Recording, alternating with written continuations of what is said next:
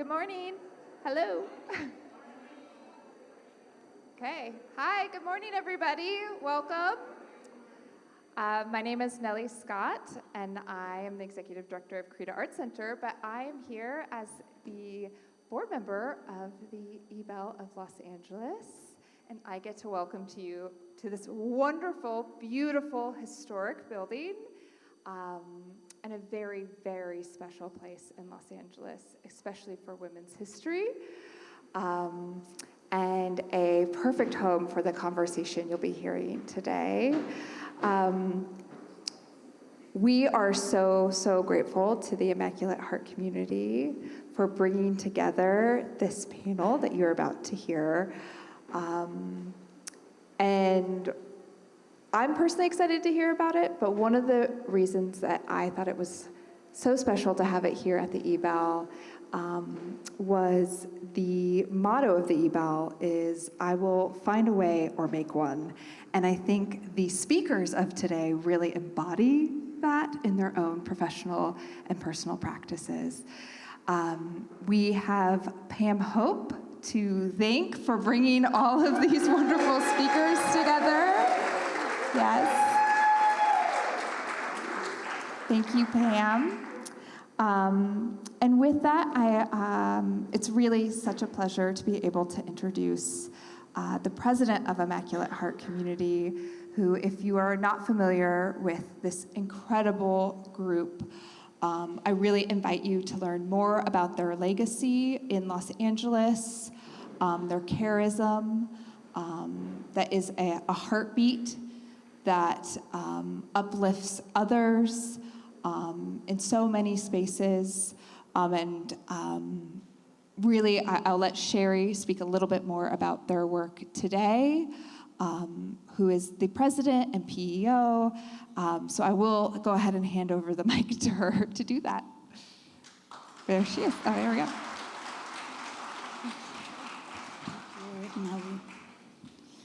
Hi, everybody. Ooh, those lights are bright.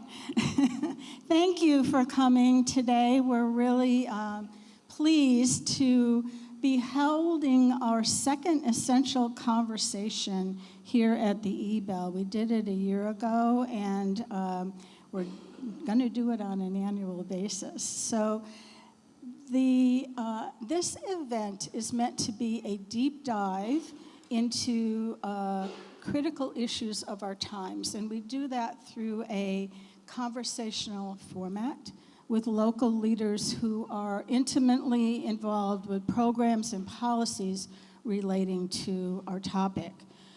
But before I introduce our panel, I do want to do a few things. Thank all of you for coming. Thank the eBell for welcoming us back this year. Isn't this a stunning event space?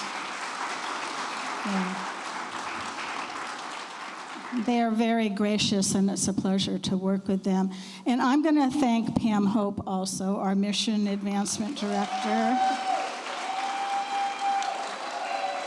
Woo-hoo! She's the one that's responsible for the vision and for securing such an impressive group of women to be on our panel today. I also want to thank the staff of the Immaculate Heart community who are here in full force, and our volunteers from Friends of the Heart. So please join me in thanking them. So I want to do a couple of things before I introduce the panel. And right now, I'm going to invite you to join us in what we call Power Up. So you might have seen these bookmarks out on the table. If you didn't pick one up, maybe take one to remind you about what Power Up is.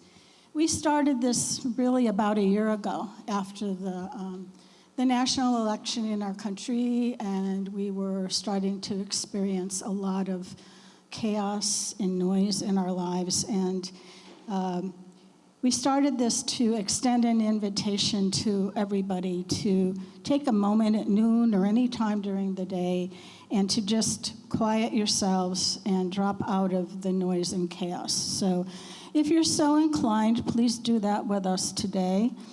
Please put your hand over your heart. And maybe your feet on the floor. And take a couple of really deep breaths. And now I'd invite you to breathe deeply into your heart. Power up your heart. Power it up and send that love energy across Los Angeles, across the families and the people in our city who are struggling, who are living in fear, who need that hug of love today. Breathe into your heart again, power it up. And this time, breathe out across our nation. There's not one part of our country that isn't in some form of suffering and chaos right now. We live in unprecedented times, and we want to send that love energy out to counter the chaos and the fear that is among so many people at this time. Breathe in again. Power up your heart and now send the love energy out across the world, around the world, to Mother Earth. We're all part of this planet, and we're all in this together. And send that love out, particularly the people who find themselves in war zones.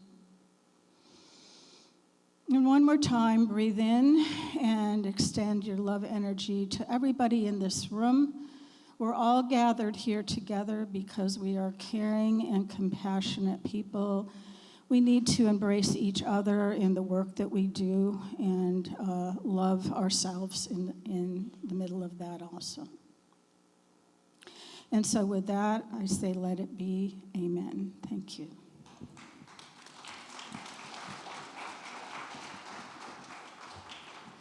So just a little bit of information about the Immaculate Heart community. I got a lot of questions. Are you nuns? Do you live in convents? No and no. You can tell from our name, Immaculate Heart, that we were originally a Catholic community of nuns that was founded in Spain in 1848.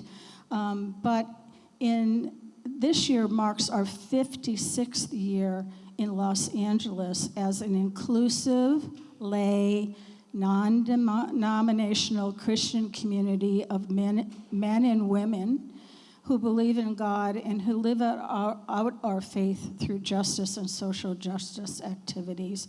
We consider ourselves to be a community without walls because we have members all over the continental United States, in Canada, and in England.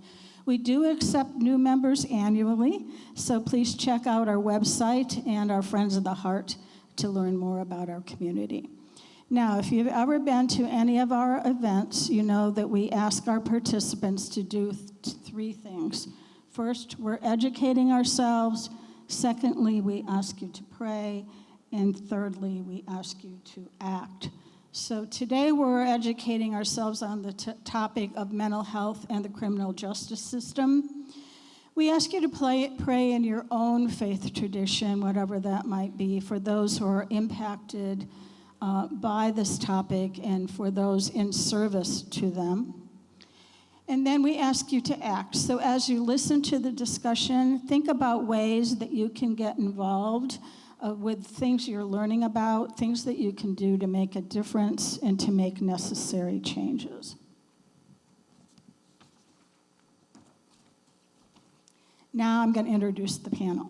Okay, so as I said, as part of the Essential Conversations model, we invite heroes, and today we have sheroes with us.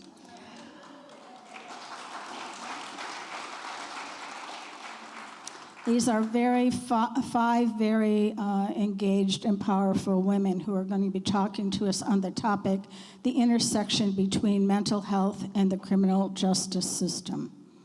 So first, I'd like to introduce Saba Mwinye-Chang. Saba Mwinye-Chang, sorry, Saba. She's the Deputy Chief Community Opportunity Officer of the Los Angeles Homeless Service Authority. And Saba will be our moderator today. So,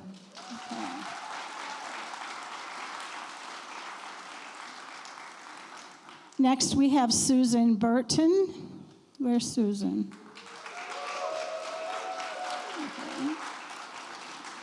Susan is an author, founder, and executive director for a New Way of Life Reentry project. Celina Alvarez is here.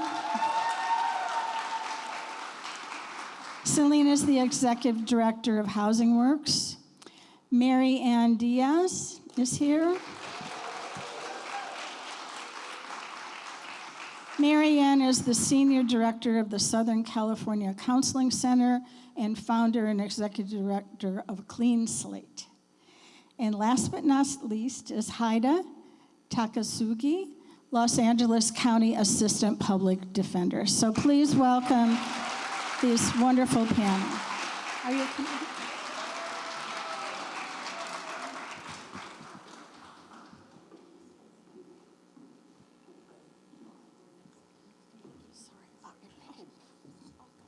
So do you have mics? Oh, you do have mics.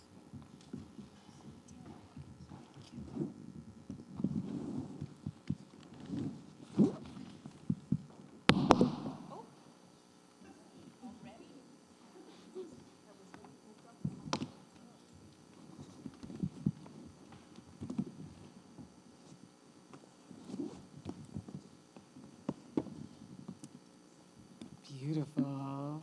Wonderful. Hello, everyone. This is such, oh, wow.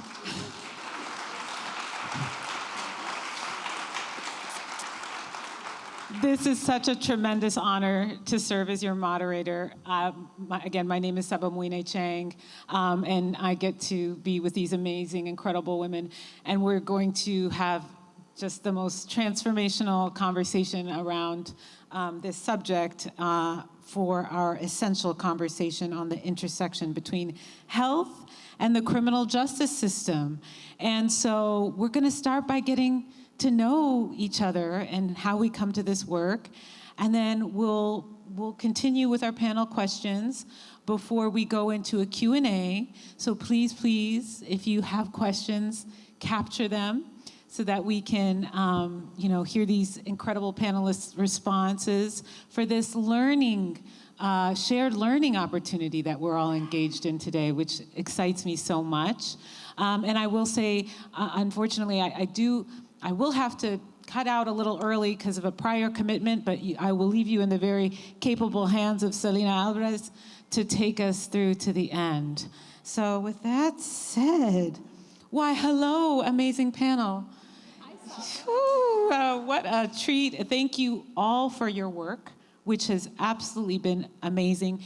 Please look at their bios when you get a chance in the program today, because we have so much to share with all of you, what you've done in community around this intersection. But I do want to start with our relational ways of being and to hear some of our stories by kicking us off with putting forward the question just about how you come to this work, and like what stories do you have that led you to doing the work that you do? And we can start with Marianne over there in the very end.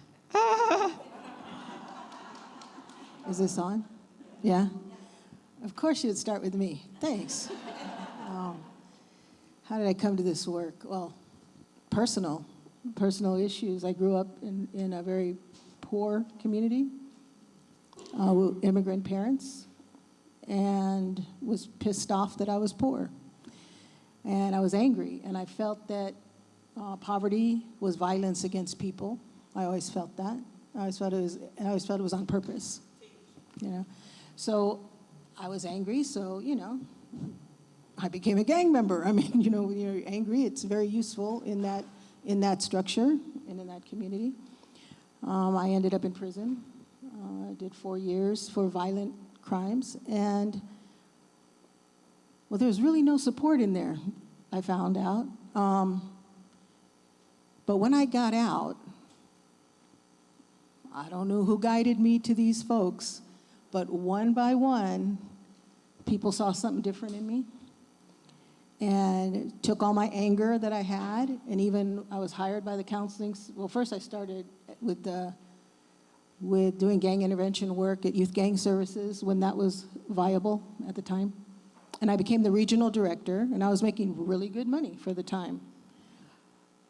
But I didn't feel you could orchestrate peace. I think people had to find it personally and within. So I drifted towards therapy land. And when I met therapy land, I found that it was very colonized.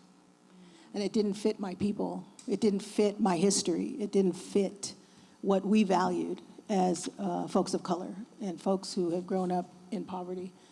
So I started Clean Slate, which is a sliding scale tattoo removal program that's also about violence recovery, because I think you can recover from violence, but I think you'll always have the rage as long as there's inequity.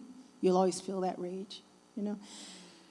So the counseling center hired me. I had like 5 or 6 interviews, and they were afraid of me. I knew they were. They kept saying, I don't know. And at the time, I still had a lot of tattoos, and I was pretty sleeved up and stuff, and I was working on my own stuff. And they asked me a question. They said, if this didn't work out, are we okay?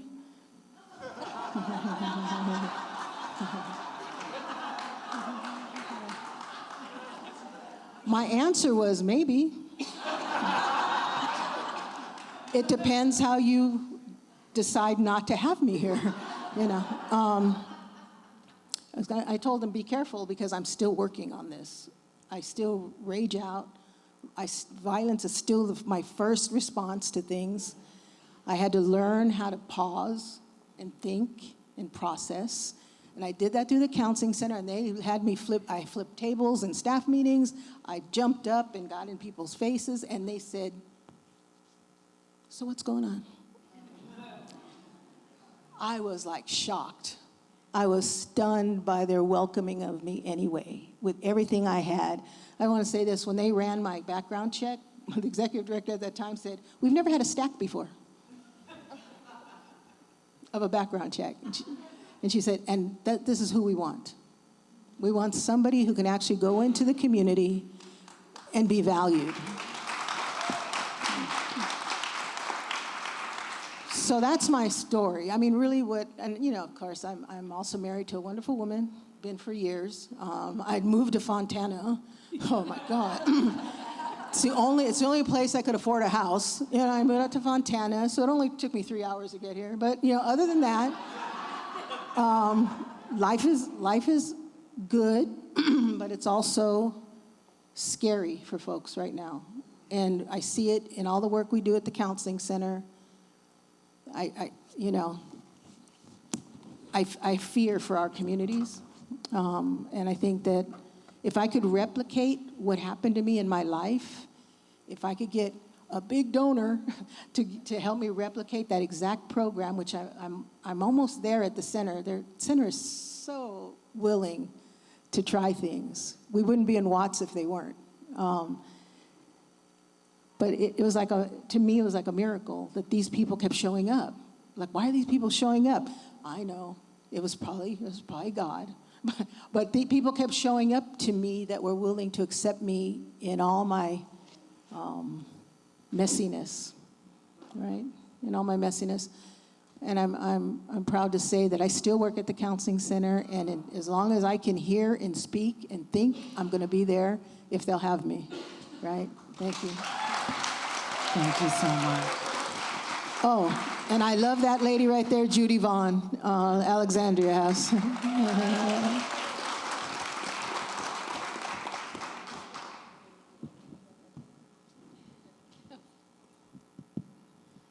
Hi, everyone.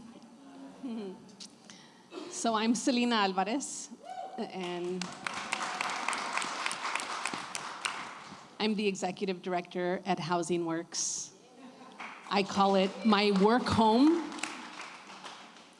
And I got involved in this work going on 33 years ago. I'm 50 years old today. And not today, but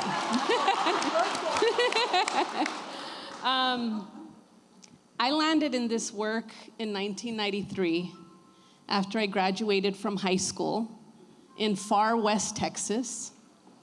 If you know the movie No Country for Old Men, that's where I'm from.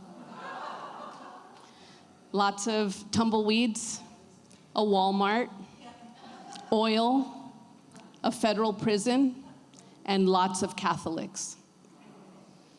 I grew up with both my parents who had been high school sweethearts.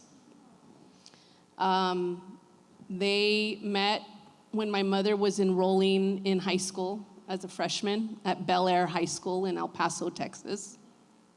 And my father was a junior, and he was helping with the books, to issue books to the incoming freshmen. So they met, they became high school sweethearts, and they married soon after he returned from his second tour of Vietnam. And when my father was discharged, when he discharged from the service after serving 4 years in the Marines, he couldn't find a job because no one told him about the GI Bill. And so he was struggling. And at that point, my mother was pregnant with my brother. They were living in a small travel trailer infested with spiders. And my brother had welts all over him because by the time he was born and they were raising him in the trailer, they were living in poverty. And my father needed a job.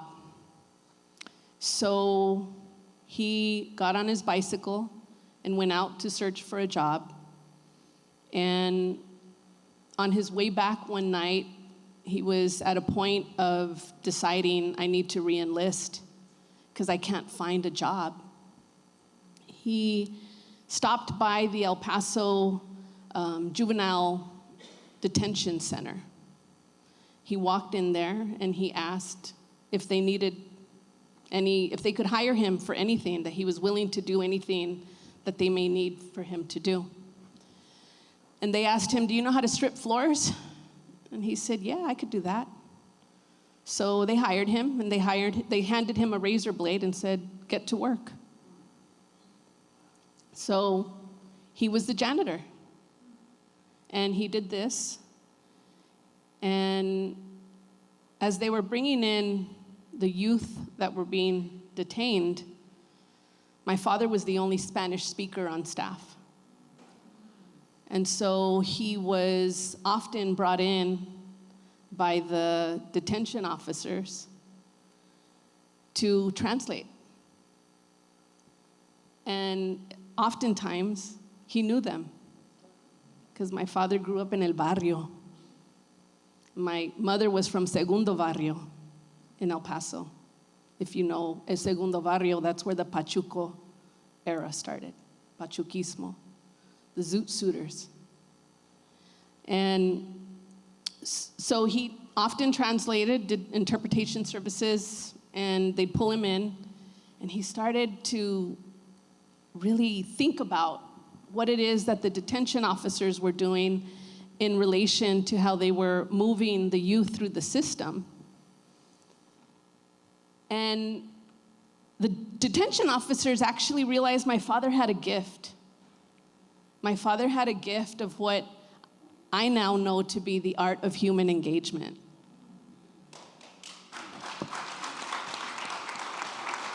And the detention officers went to the judge at the time, Judge Peña, and said, you know, this man could be a detention officer.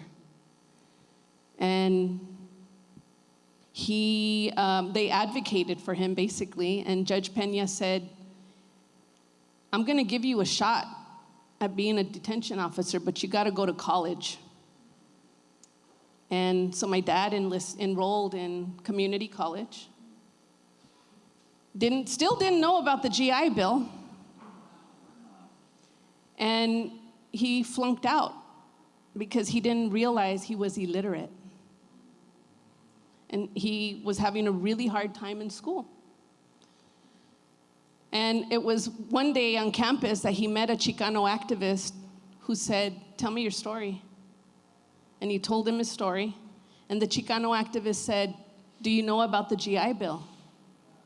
And he educated my father about the GI Bill. He educated my father about the special services for students who needed extra help. And he walked and accompanied my father through the system. My father later graduated from the University of Texas at El Paso with a degree in criminal justice and a minor in sociology. And that's where his trajectory really began. Because when my father retired many years later, he retired as the chief juvenile probation officer of El Paso County. My father did not believe in handcuffs. My father didn't flash a badge. My father did not believe in incarceration. It was from my father where I learned what harm reduction truly is. So I'll just stop there. Hi, good morning, everyone. My name is Haydeh Takasugi, and I'm the Assistant Public Defender in the LA County Public Defender's Office, and I am a first-generation refugee from Iran. I was born and raised in Iran for the first 10 years of my life. My father got political asylum in the United States because I always joked with him that not only was he anti the royalty, he was also anti the religious republic. So I was like, way to decide two people and you're not either of them. And so he came to the United States, and part of what he said to me, I remember, is he wasn't gonna stay in a country where they considered his daughter as a second-class citizen. And he wanted to make sure I was given the opportunities. So we settled in the United States, and after I went to college, I decided I should go to law school because what else am I gonna do? I didn't know what I wanted to do. And when I went to law school, I really wanted to be a civil rights litigator. That was my passion, that's what I wanted to do. So I met my then husband, and his father, my late father-in-law, was Judge Robert Takasugi, who is the first judge, Japanese-American judge in the United States, the mainland. And he and his family were interned during the Japanese-American internment. And I remember that he told me that he took that history of oppression and made it into a story of fairness. And he kept telling me that be a public defender. Get in there and be a public defender because you will derive such benefits from it. So I thought maybe I should try to be a public defender. I'll be there for a few years, get my litigation experience, and I will go straight into civil rights litigation. That was 30 years ago. I'm not going anywhere. And I fell in love with the work. I fell in love with my clients. I fell in love with fighting for them.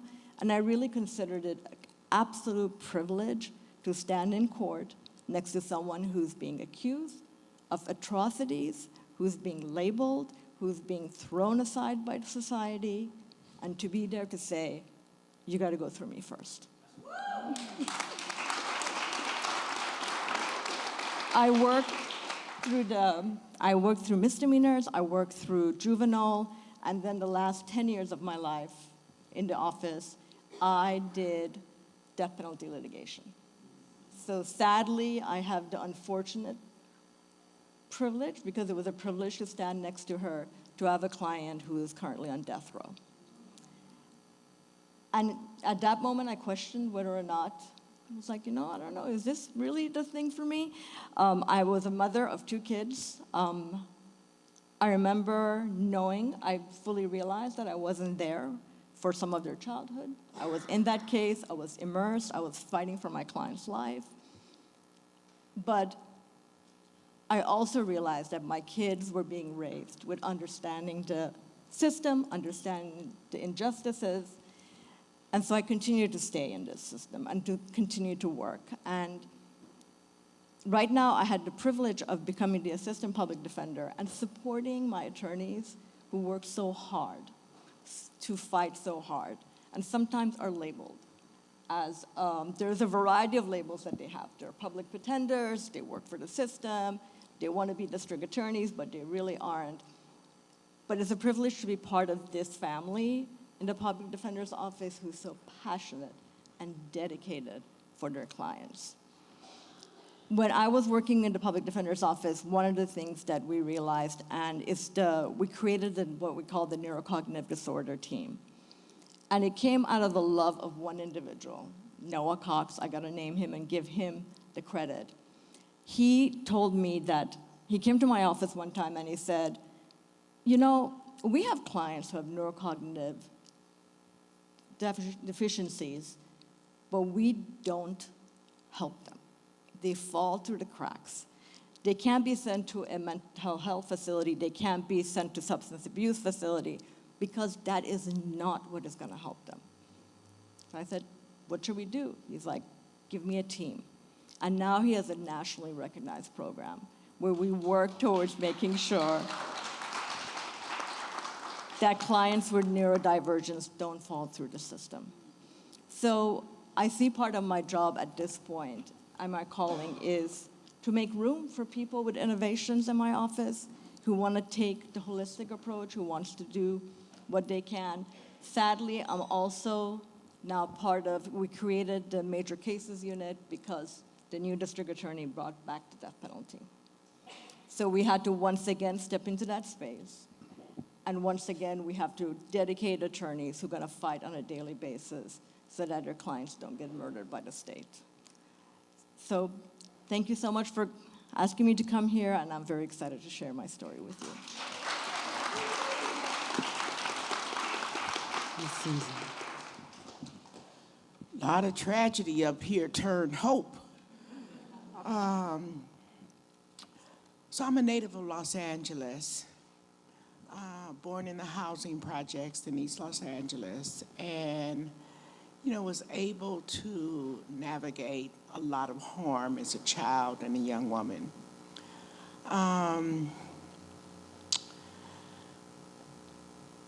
But in 1982, I had a son who was 5 years old. His name was KK. He was struck by a car driven by an LAPD detective. At that point, I no longer was able to deal. I began to drink. I drank alcoholically. I drank to keep the darkness and the grief away. When drinking no longer kept the darkness away, I turned to drugs. For the drug use, I went to prison. For the next 20 years, I was back and forth to prison for substance use. Every time I left prison, I swore I wouldn't go back, but I did, over and over and over again. On October 4th of 1997, I found a place to go in Santa Monica. And I found out that I wasn't a bad person, I was a sick person. And I got into recovery. So I'm 28 years sober now.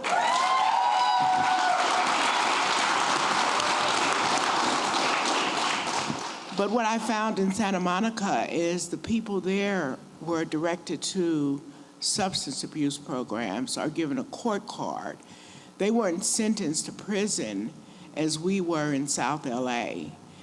And I thought, what is this? And I thought about all the other women like me getting off a bus downtown Skid Row with a trash bag of belongings and hoping their hearts for something different.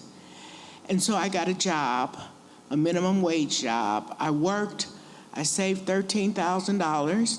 I took $3,000 of it and got a house. And I put beds in the house, furnished the house, and I'd get up every morning and go down to the Greyhound bus station where my friends were getting off the bus with that trash bag of clothing and hoping their hearts, and I'd walk up to them and tell them, girl, I have a house. And it's a safe place to be. You can come live there if you like. And before long, there was 11 of us living in the houses. We all stayed sober. We all began to heal. The house was a house of women helping women, and I named the house A New Way of Life because that's what I had found, and that's what I wanted to share.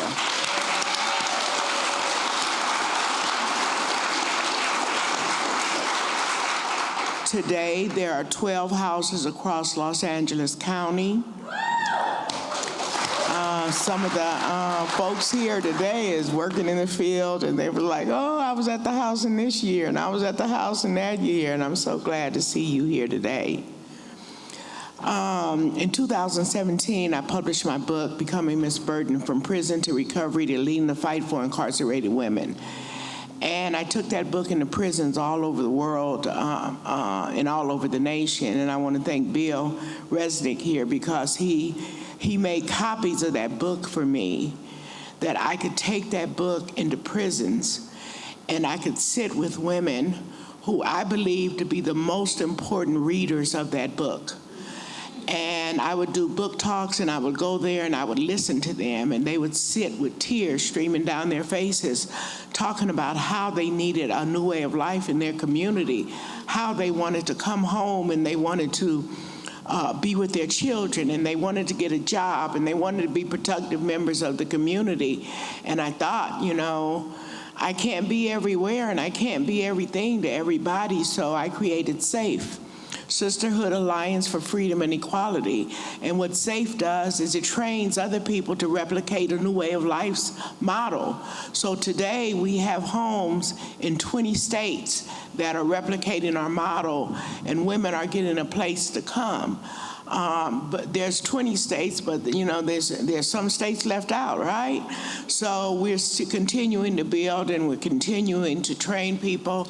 We've trained over 700 people to date to replicate the model, to give hope, to listen, to give people opportunity for a new way of life, women especially. But before I close, I want to set a context for this discussion.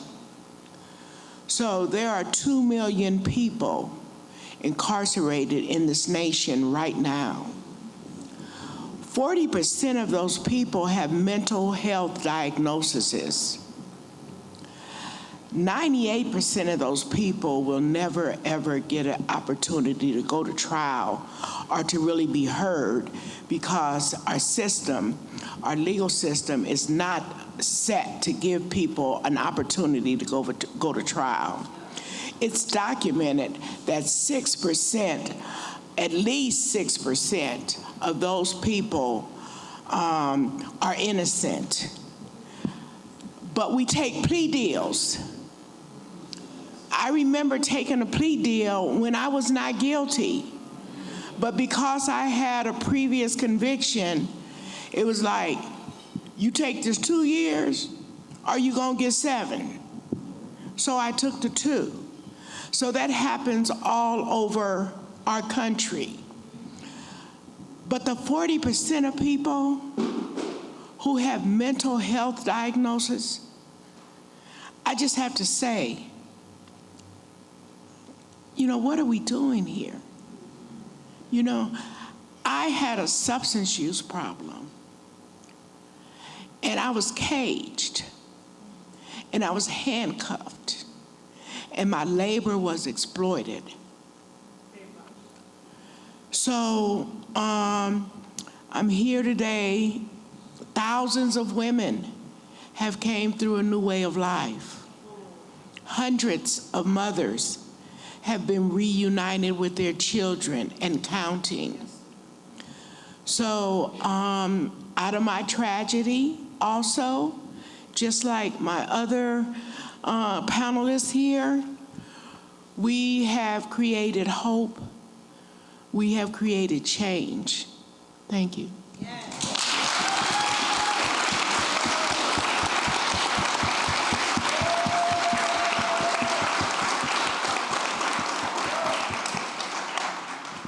The power of story, and thank you for sharing such intimate, parts of your experiences. There is nothing like hearing it from someone who has walked it and understanding how that's impacted you, and then creating supports for others is really, really beautiful. And I'll just briefly share that I come to this work as an African immigrant who was just outraged when I saw how housing was such a weaponized commodity for Black people to access. And I haven't been able to look away since. And so I'm really honored to be in the presence of all of you doing this work at such critical intersections. And I'm gonna jump right into our first panel question around this concept of diversion. And I'm curious, how each of you think of that notion and what it means in your work, and really what effective diversion looks like in practice. I feel like we've heard a lot through stories, examples, but what about where we are in LA right now? And what are we getting right? And how are we falling short? And if that's okay with you, Susan, I'm gonna. Oh my goodness. Ooh, you have a lot to say. But I'm gonna start with you.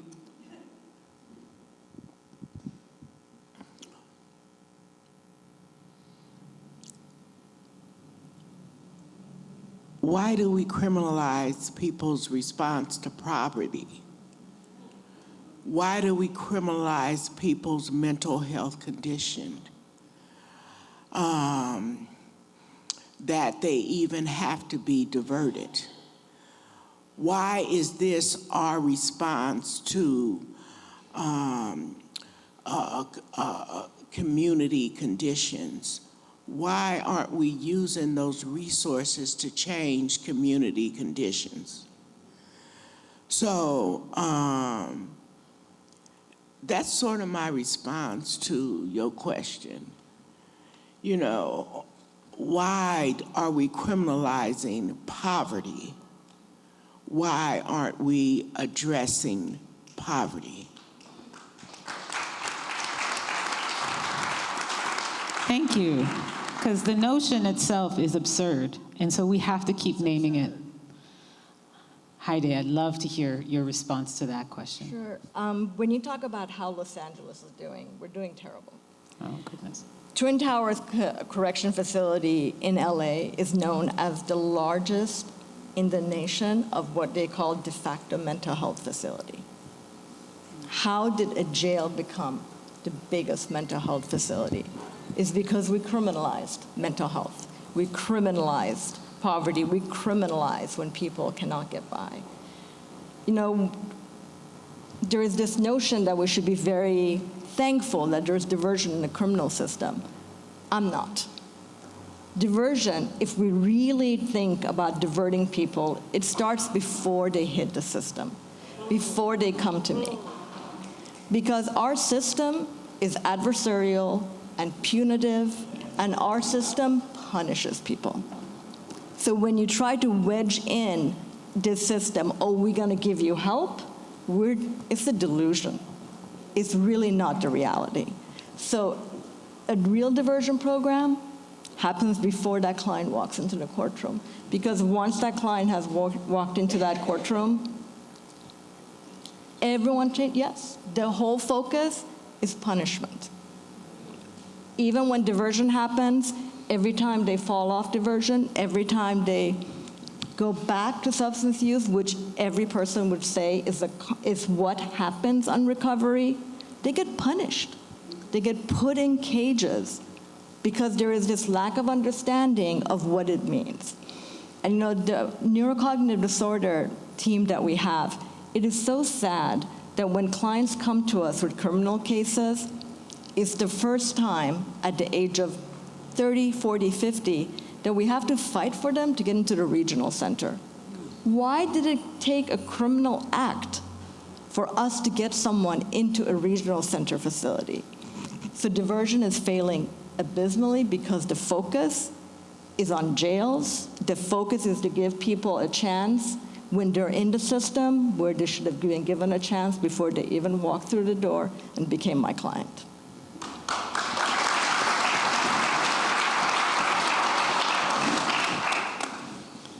A few weeks ago, I spent 8 hours at the Clara Shortridge Fultz Criminal Court Center.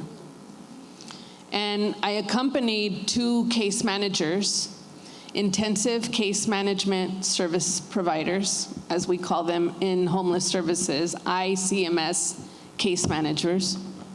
And these are the case managers who are tasked with working with some of LA's what we call most acutely ill individuals moving off the streets and into housing.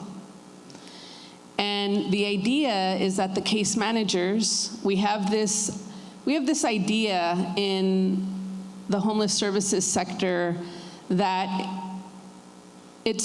we proportion out this idea of for every 20 people we serve, it's 1 case manager that's funded.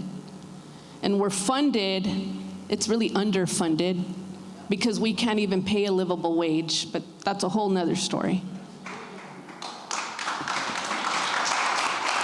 And we're bringing people into housing who have these complex challenges, life challenges that they're dealing with, and they have these root issues like poverty, like trauma, like all kinds of things that have happened in their lives that are root issues as to what contributes to the behavior we see that becomes criminalized. So we have a team of 77 staff, and they are fabulous. And just like most workplaces, there's ebbs and flows of pain points, and there's joy. And there's so much need to learn. Most people would say, well, why is the executive director coming off the balcony and stepping onto the dance floor? I love the dance floor. That's my favorite place to be with the people.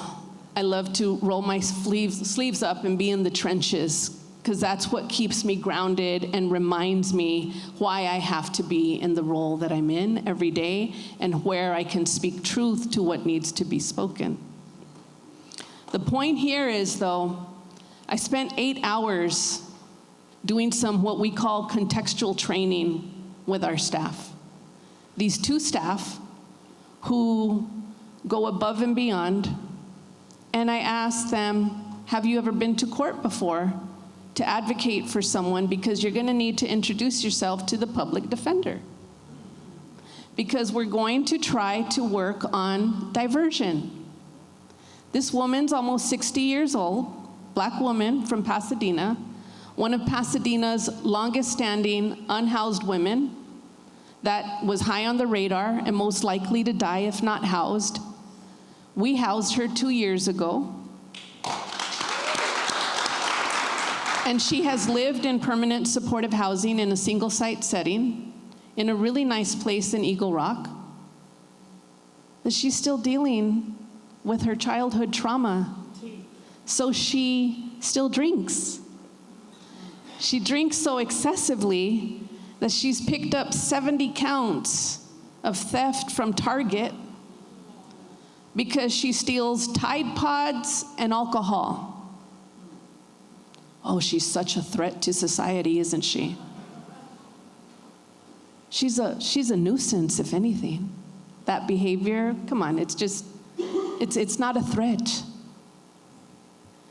But she's facing 70 counts and 2 years in prison for stealing Tide Pods and alcohol. And I'm accompanying the staff to this court because I happen to also very personally know her. And when they elevated this concern that she was going to court, she's facing 2 years, and she was going to lose her housing, I said, we're going to court, and I'm going to teach you the ropes. I taught them how to interface, how to find out, how to get past the bailiff who doesn't want to give you the time of day, how to get past by all the sneers and stares that the courts typically welcome you with.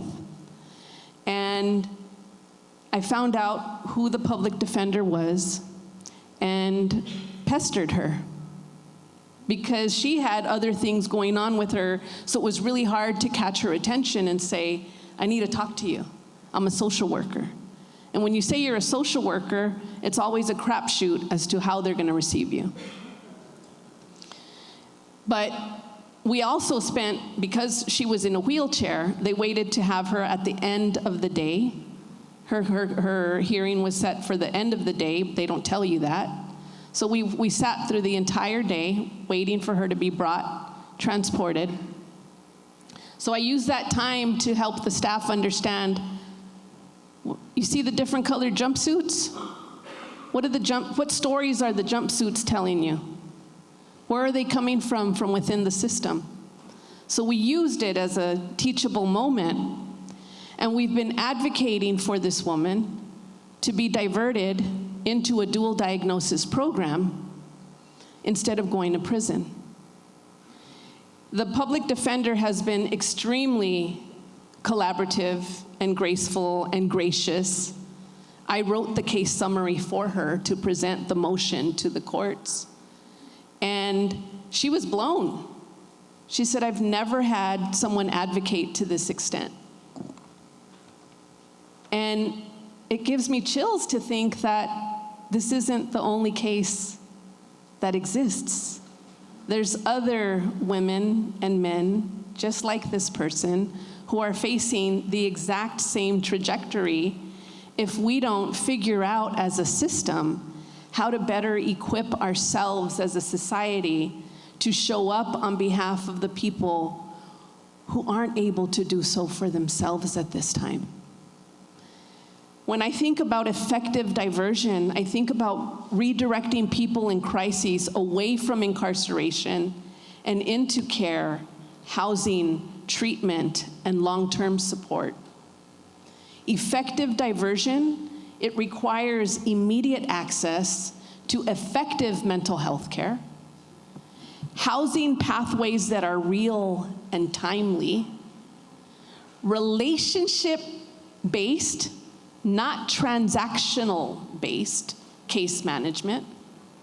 Let me repeat that. Relationship versus transaction case management. Long-term stabilization support, flexibility, and persistence.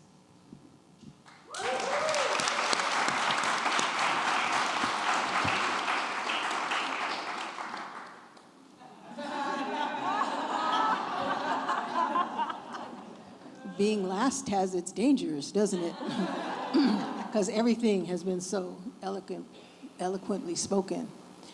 But because I'm on one of those services for people who are being affected by the justice system, when I went to the counseling center and I saw how, well, first, can I be honest here? Let me say, first of all, I kept seeing the same sort of people coming to the counseling center who could afford to give and volunteer 3,000 hours to get their license. And most didn't look like me. And most weren't folks of color, and most did not live a very intense life in the community. They were not black, they were not brown, they were not immigrants. They were people from the West Side. And at the time, West Side wasn't that diverse. It was mostly people who had money. And the counseling center survived for years this way, and earning their hours off the backs of my people. And then they would go open and put their shingle up in Westwood or in Beverly Hills and never see my people again. They want people who pay $200 a session. And I get it. We need to survive, right, as people. So the center, and the reason why they hired me, is because they wanted to have a change happen. And what has happened, and I think Michael Koch is in here somewhere, my current executive director. What was happening very slowly was questioning who we want to bring into the center and what are our expectations. Do we want people who all kind of look the same, are able to afford Antioch, are able to afford to go to schools that are very expensive, and then give us 2 years of free service? Volunteerism was not going to survive if we changed the complexion of our counselors. It's impossible. It wasn't going to happen. And I didn't want just people of color. I wanted people who came from the neighborhood to come. Because therapy's great if you were acculturated to it and your family always had it. But if you come from a community that says, shut your mouth, stay quiet, don't share anything because it's dangerous, because law enforcement is looking for your ass. Sorry. Yes. Right? Because we are seen under a microscope in those communities. I came out of Lenox. If anyone knows what Lenox is, Lenox was like the most gang, I almost said the word, gang, I'm not going to say infested because that's bugs, was so many gang members and gang cliques in that community more than anywhere in the country in 1 square mile. Poverty causes that. Poverty makes that possible. You need to survive. And so like at the counseling center now, and I got to end my tattoo removal service because people judge people all the time.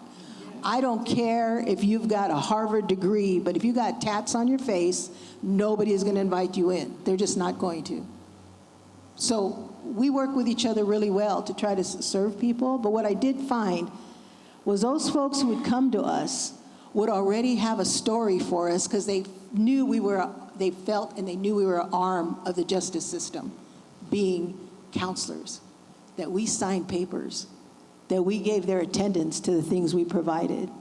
And what we had to work really hard at was trying to build a wall between us and try to offer counseling services that were based in relational services, not trying to have them fit into what we want, right? So since '92, I've been doing the community counselor course, which is training people out of the community to provide that counseling, because when you see somebody who kind of looks familiar, there's a shorthand to that. And I thought I turned off my phone.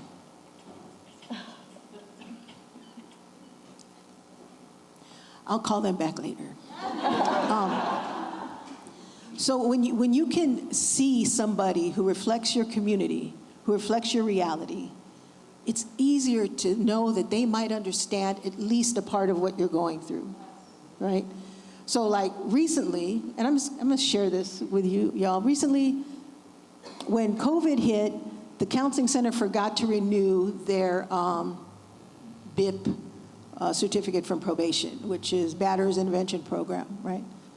I never liked it. I was doing 17 different anger management groups for men who were probably, might be considered batterers.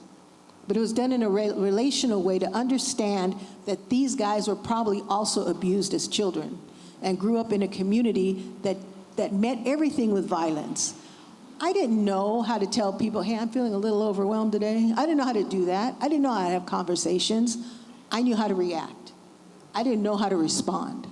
I was not taught to pause and think about what I was going to do. It's like, do what you need to do and don't be a punk. That was how I was raised. A lot of these people come to us who meet us. Man, when we got recertified with the BIP program, the Batterers Intervention Program, a lot of those guys said, what happened? Why can't I go back to your other anger management groups? Why? Because the court will not approve it. They will not see that as an actual DV program, even though that's what we're doing. We're working, because when you want to work with somebody to be less violent, you can't shove it down their throat. You have to educate them, and they have to understand what that impact is on their family, themselves, and their community. And then they start to see it differently when you treat them like humans, right? So that's what if I could do something about the justice system, let folks like us tell you what we need. Right.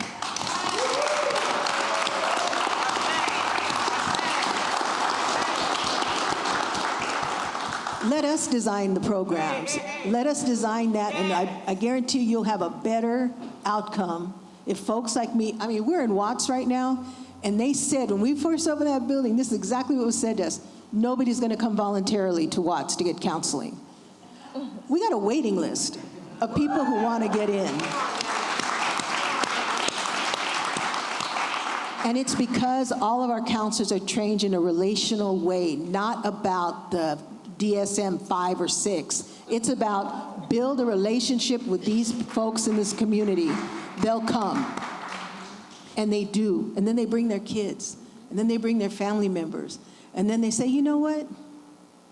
Can I take that counseling class that you have? The community counselor course? And I'm like, absolutely.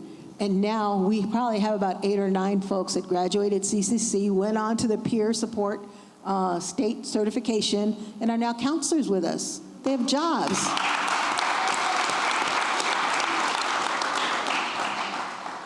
Who would hire me with 2 felonies? Thank you. The counseling center did. They hired me with 2 felonies because they said the felonies that you did, we believe was a result of what you didn't have, of what you weren't given. It was about where you were born and how you grew up. It wasn't about your intelligence. It wasn't about your ability to survive. It was about access. You didn't have it. And well, so that's, to me, if law enforcement, the justice system could understand anything, trust us, we know what's lacking. We know what we need. That's so powerful.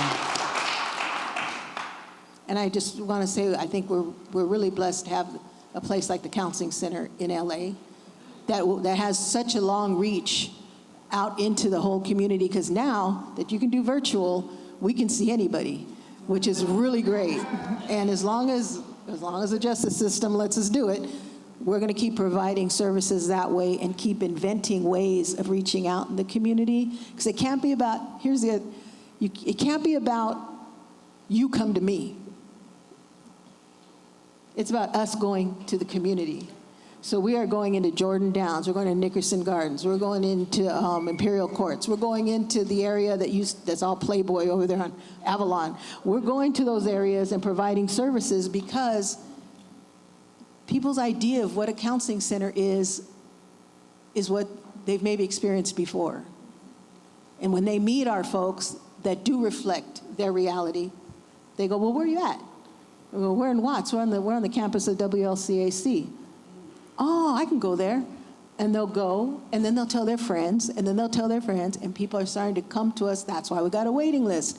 Nothing is better than people giving us that cosign, right? If you can cosign something, people will show up. So I'm just saying, when Ms. Burton said about I did time for something I didn't do. Because my court, my jury was in Torrance in like the 80s. So like they saw me walk in all tatted up and stuff, and they're guilty. I mean, there wasn't any question about it. But the prison time that I did, yeah, they helped mold me into that person who was very angry because I knew there was no justice. Thank you so much. I just want to underscore some themes because from, Susan's work with a new way of life, this is really speaking to that culturally responsive and specific services relational approach that makes people feel safe when someone looks like them and has the experiences that they've had to get care, because we want care too. but we don't feel, we need that safety. And so I just want to thank you for raising that theme, because it's really critical, and it's something that in my work I'm also trying to formalize and seed, but also keeping that piece around the relational ways of being that we have to practice. I wanted to bring up one more thing that happened that I thought was very enlightening to me, was that when I was doing the anger management groups on a Friday night, this young man came in, I saw his documents from the court, and I said, hey, and I just got it and I put him down. I didn't read them, I just got him, I faced him down on my desk, and I said, so what happened? What's happened, homie? What happened? And he's like, well, I need anger management. And I'm like, what happened? He goes, no, the judge said I need anger management. And I'm like, so, but what happened? And he said, I was on my grandmother's front lawn drinking a beer in her yard, and Compton PD came up. They went into the yard, grabbed me, threw me on the ground, and I said, I'm in my grandma's yard drinking a beer. I mean, what they said, and they considered that resisting arrest. They took him in, and he said, so I need anger management. I go, no, I think maybe those cops need racist management. Right? That's right. So I just want to underline other themes that we heard. Why do we criminalize poverty? Why do we criminalize substance use disorder? Root causes that contribute to the behaviors that become criminalized, redirecting away from incarceration into effective relationship-based case management. Diversion starts before the client walks in the courtroom. Why does it take a criminal act to get people care? And I already underscored that culturally responsive approach, which I think is each of you are doing in your work, and I have so much gratitude for. Okay, this is going to be my last question before I have to leave you wonderful people, and I want to just shout out to the folks over here on the right. We see you. Okay, now this is getting into, kind of continuing the culturally responsive care into another kind of intervention, which is a crisis intervention teams. Are crisis intervention teams and specialized police units truly equipped to respond to mental health crises? And what's still missing, right? So I know I've been going up and down, but I want to give choice, because that's an element of trauma-informed care. But I know it makes me anxious when I'm on the stage too, so I'll just give you guys a moment to decide who wants to answer first, and know that everyone will get to answer. Go ahead, Heidi. That's okay. So, first of all, I don't think police officers are ever equipped to deal with mental health issues. Say it again. Never, ever, ever. Yes. Police are part of the system that is not going to take care of the individual that's going through a crisis. And it's so sad that that families in the community at some point come to a realization that they can't do it, and 911 is the place they call, because no one else had paid attention to them. And that police officer comes, and he or she is going to make it so much worse.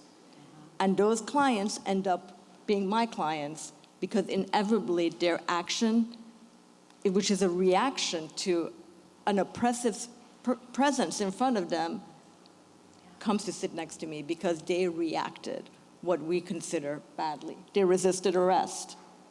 They're mentally ill. They hit the police officer. They're going through a crisis. Why are we criminalizing them? Why are they coming into court? And so it always comes back to the theme of, we're not going to take care of people with mental health issues until they are in a crisis and they enter the criminal system. And I actually don't call it criminal justice. I just call it criminal system, because there is no justice in that system. We need mental health services way before they become crisis. I have seen families who've reached out to us and saying, I don't know what to do anymore. But when they are my client, I have very limited ability because they are in a system and in a cage, and I need to get them out. That's my one and only goal. And so, once again, we are focusing on the criminal system to provide services, which makes no sense at all. Way before. And the police should never be involved in mental health care. They are not equipped for that.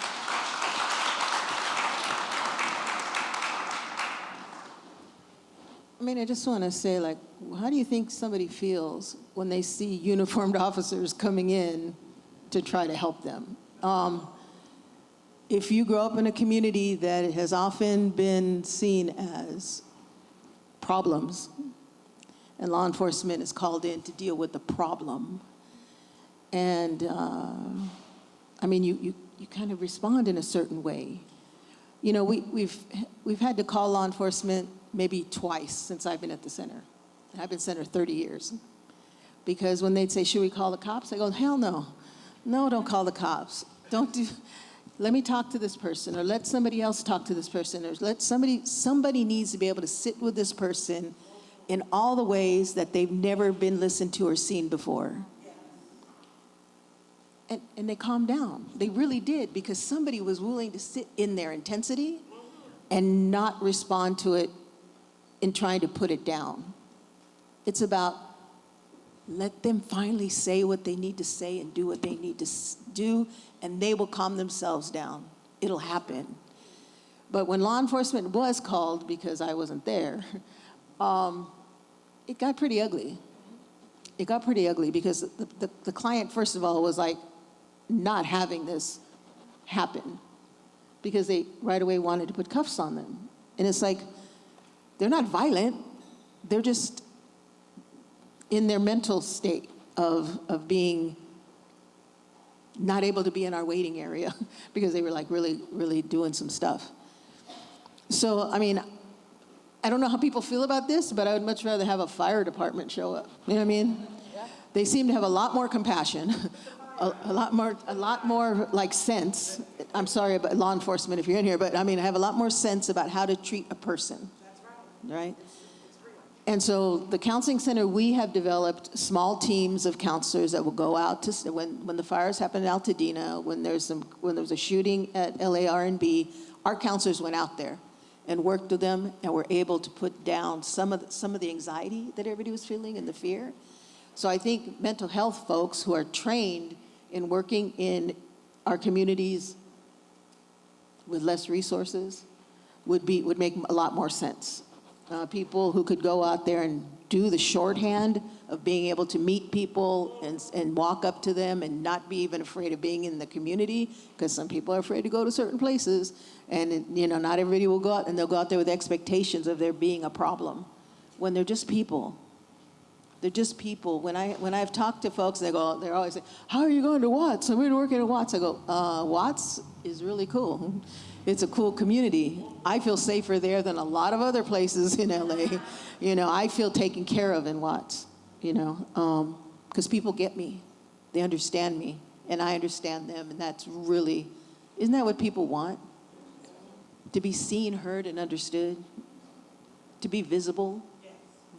Isn't that what folks want? And I don't think you're going to get that with law enforcement coming out to something. I just don't think it's going to happen. Sorry, law enforcement. Ms. Susan, I'd like to go to you, and then I'll hand off to Celina before I leave. So at A New Way of Life, we have a policy of not putting anyone out on the street.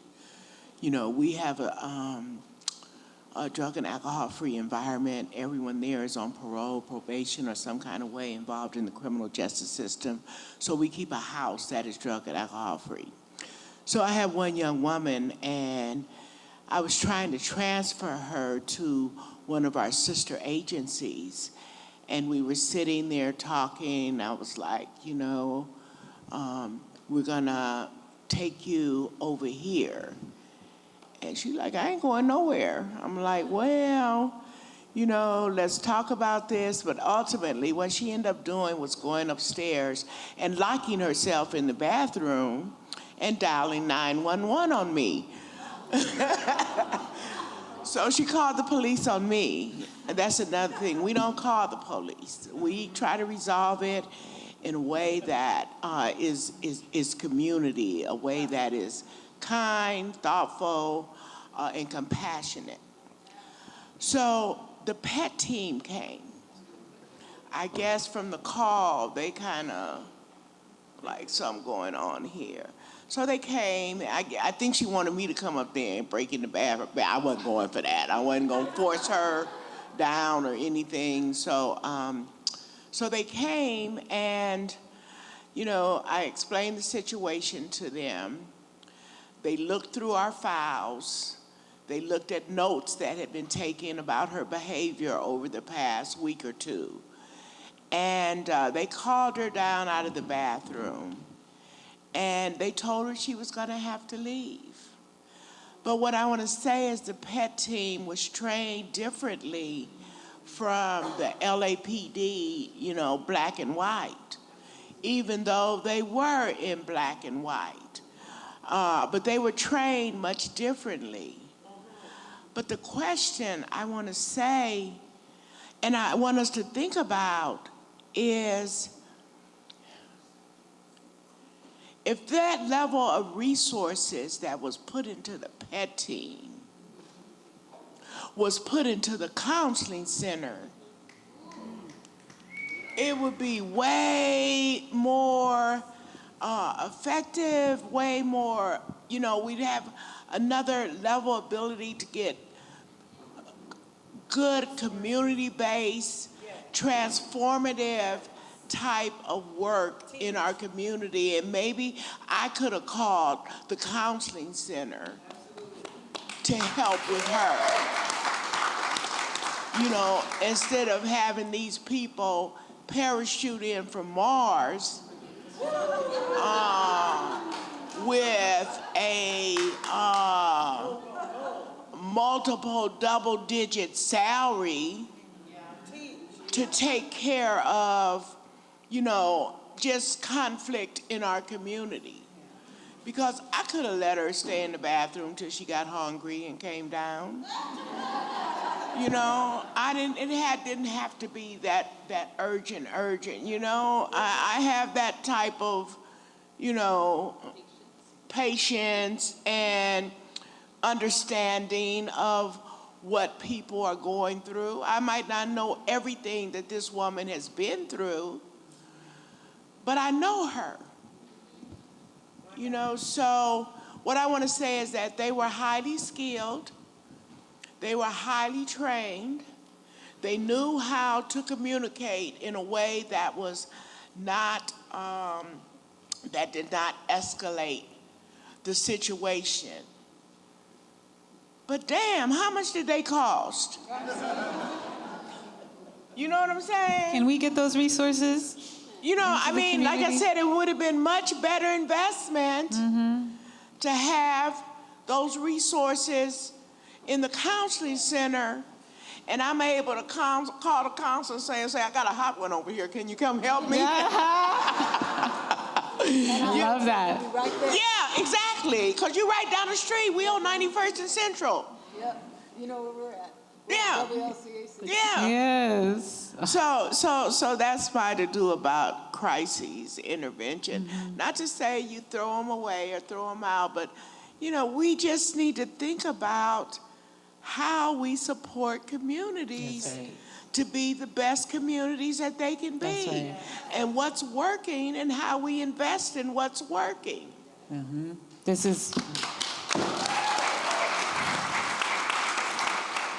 is about community support, and this is where I leave you and pass you on to Celina to close us out. We only have a few more minutes. So you LAHSA, I do homeless services. Them women getting off that bus coming out of prison is homeless, so I need your card. Yes. Yeah. Let me I'll give you write her down my number information. before I... Yeah. I'll give her your information. Celina will give it to you. Hey, Cheryl, get her. I'm here. Yeah. Cheryl finna get it. Cheryl finna get it, okay. I'm always working. I know. And I'm glad that you said what you said, because it's important for folks to realize she wasn't a 5150. She No. was going through a crisis, Yeah, right? yeah. But she wasn't an actual 5150 based on what I can understand. Yeah, she Okay? wasn't. She wasn't a danger to self or others. No, she was not a danger to self or others. And I want to say something about a couple of things. I was thinking about 5150s and the mental health system because one of my frustrations is that you have folks who are declining to a point of maybe they're sleeping in their own feces. Yeah. They're engaging in some behaviors that are bizarre, scary, and inappropriate. But a clinician comes in and assesses them, and they're not deemed 5150-able yet because they know their name, they know who the president is, Right. and they know what day it is. Yeah. But they're sleeping in their own feces. And they're not eating, and the only thing they're eating is if someone brings them food. You see the picture? You know what happens in the real world right now if we've got someone who, in my opinion, if we can't get this person the help they need, and they're declining, decompensating, as clinicians say, to the extent where they're living in these decrepit conditions, but they're not sick enough yet to be deemed necessary for an intervention that we call a 5150, which is actually a really rough situation to experience. It's hard to watch, and I can only imagine how hard it is to experience it. What happens when a clinician arrives and sees someone living in these conditions, if the person knows what their name is, what day it is, and who the president is, the clinician's gonna say, it's not time yet, and leave the person in these conditions without making a phone call within their own system, because there is no internal mechanism to flag people who are in need. I know this because I'm the vice chair of the best practice for standardization of care for LA County. And I ask these questions of the mental health system when they come to speak. And we engage in this. I'm a curious person, and I ask a lot of questions. And because I know what's happening on the ground, because I talked about going from the balcony to the dance floor often, I know what's happening on the ground on a daily basis. And there is no mechanism within LA County mental health system when you've got someone living in these conditions. They don't have a way to flag each other and figure out how do we bring in help so this person can pull up out of this situation. So I just want you to think about that. The other thing I want to remind us of, and we're going to close because I've just got the flag that it's time. It's election season. And if you're keeping up with the LA mayor race, which you should be, Mayor Bass recently proposed to cut $72 million from homeless services, but yet there's a proposal to increase LAPD by 500 plus officers. It's important to know that. It's important to pay attention to what the political campaigns are talking about. They're talking about housing's gonna fix things, fixing street lights are gonna fix things. But there's not real depth, in my opinion, about what's actually needed to address the number of people on the streets every day. And I just want to call out that it's very important for us to really think about what makes each candidate different in how they're positioning, how they're trying to persuade your vote. I'm told we have 0 minutes, so I guess that means no questions? It would have been great to actually get some questions from our audience. You know, this is where I thought our last question was going to be like, what would you do, right? Yeah. But this, let me just say, behind this is where each and every one of our voices are just so important. So, you know, we scream to Mayor Bass, or we voice to Mayor Bass that we don't want these types of cuts. We don't want those types of investments in budgets. And that's just not Bass, that's any elected official that's not putting a voice or resources where we believe it's going to count and make the type of difference that we want to see made in our governmental offices. But the other thing for each and every one of us is to understand that the offices are not going to make the type of differences that we are, that community is going to make. They might push some resources down to us, through us, but it's investment in communities that are going to make the real sound differences. And they're not going to equate nearly as much as county, city, state, federal dollars or paychecks or pensions. You know what I'm talking about? So, yeah, I just needed to say that. No, and I think I do have a few seconds. Oh, and I want to thank you. Oh, you don't have to. Pam, I want to thank you and Immaculate Heart, your association, for pulling us all together here today. I meant to do that in the beginning. Let me not forget to do it. I want to thank you, Pam. Thank you, Pam. And thank you, the Immaculate Heart community, for having this conversation here today.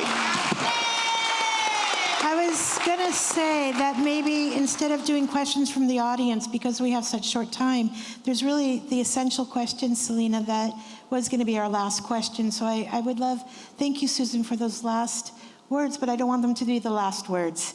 I think that there's one essential question is, what do we do next? What as a community we can do? But I wanted to invite people to go see all the essential booths at all those organizations that are supporting this program. They each have really great activities to support. This is one of the answers. Please stop by the Immaculate Heart booth, because we have, besides programs like this, we have a monthly lunch and learn with wonderful topics that really do take what Sherry spoke about, which is about learning about a subject and then acting on it, praying on it, but actually the essential action. And I want to say that we are so grateful to be able to have an audience like this, and we want to take it further. So if you would like to support our work, there is a QR code. You can learn more about joining our Friends of the Heart. You can donate. As you saw, most of the programs that we have are either very low cost or no cost. Nobody is ever turned away. So thank you, everybody. Thank you to our panel. And Celina, maybe you can ask the last question. So the last question is, if everyone here took one step after leaving this room, what would you want that step to be?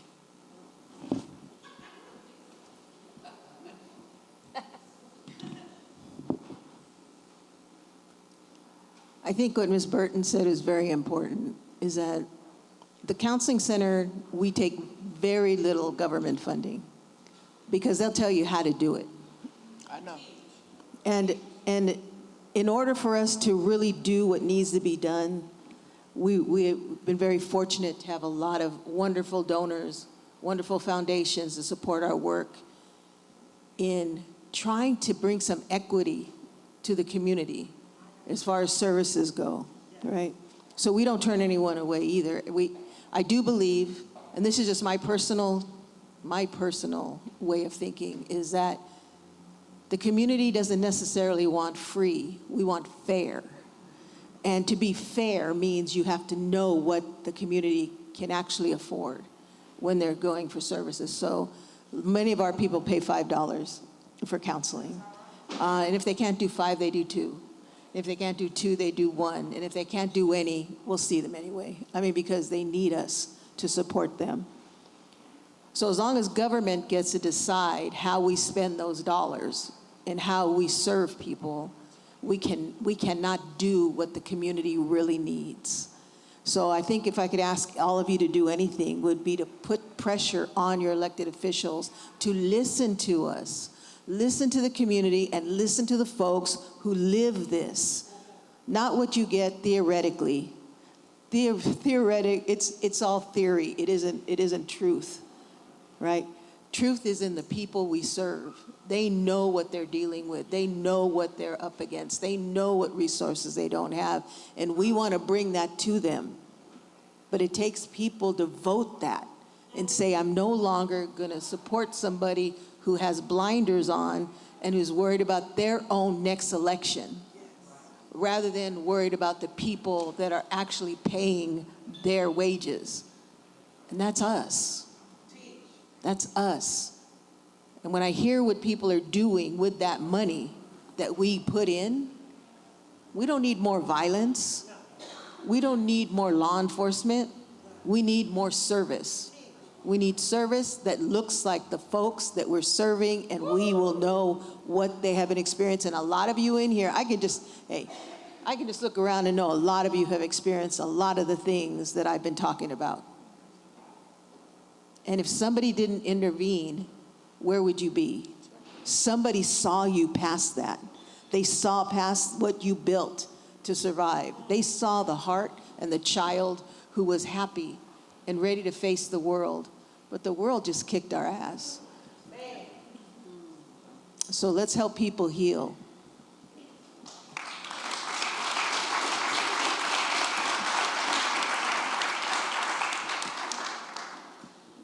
I want to share that in 2002, I met this woman here because I was fleeing a really volatile and violent relationship, emotionally violent.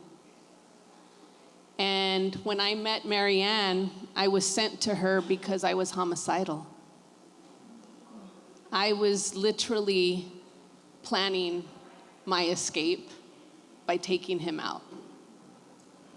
And instead of being 5150'd, Molly Lowry, who rest in peace, she sent me to Southern California Counseling Center to meet this woman and get certified as a lay counselor to learn how to do life differently.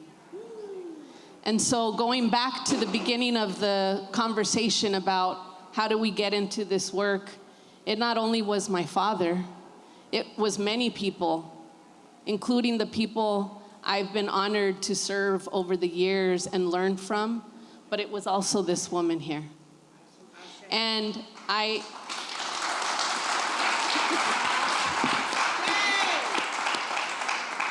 just want to highlight the importance of radical thinking around how you support organizations like the ones we represent, because we do the work that isn't funded through a traditional model. And we're in more danger now than ever because of all the cuts on a federal, state, and local level. You know, I thought about a lot about one thing. And the thing that I would say is, when dialogue happens about who my clients are, please reject it. My clients aren't the charge on a piece of paper. They're not the police report. They're not their case. They're not a number. They're human beings who don't deserve to be labeled. They're not monsters, They're not rapists, they're not murderers, they're human beings that made decisions that were not sometimes the right decisions. But let's talk about what brought them to the table. You know, I always say that my clients have valleys and hills. The valleys, I agree, are sometimes dark, but those hills are magnificent. And let's talk about them. So one thing that I would like people to do is when you hear those labels, when you hear them reduced to a number and a police report and a charge, reject it. Reject it loudly.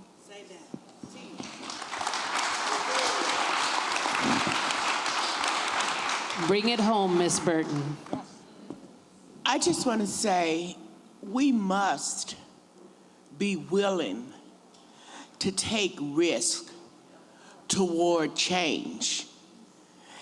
Nothing's gonna change unless we're willing to take risk, toward different solutions and change. So it's with compassion and risk-taking that, shoot, I'll be turning up, y'all. And making, and depositing, different types of information, resources, hugs, smiles, listening, whatever it takes, but be willing. Just be willing to take a risk toward change, because the solution isn't gonna look all perfect. All the boxes ain't gonna fit. But just be willing to take risks toward change.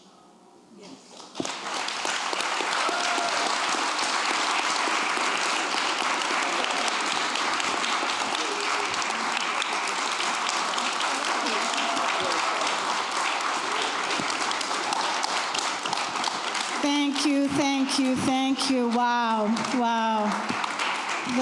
The depth of experience, the wisdom that we just were invited to witness. Thank you, each and every one of you, for your contribution. Thank you for being here. It was an essential conversation. Now get out there and make a difference, okay? Everybody be human.